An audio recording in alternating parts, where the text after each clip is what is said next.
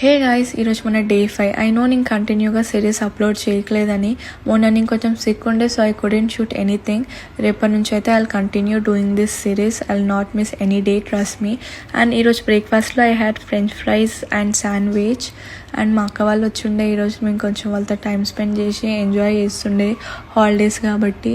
And in today's lunch I had బెండకాయ and పప్పు. మా అన్న కొత్తిల్లు కొన్నాడు కాబట్టి we're going there to hand over keys. And మేమందరం చాలా హ్యాపీ కూడా ఉన్నాం మా అన్నయ్య కొత్తిల్లు కొన్నాడు అని చెప్పి. అందరికీ ఎగ్జైట్మెంట్ కూడా చాలా ఉండే. అండ్ దెన్ ఇక్కడ వీళ్ళ సొసైటీలో ఒక వింత చెట్టు కనిపించింది. అసలు నేనైతే ఈ చెట్టు ఎప్పుడు చూడలే.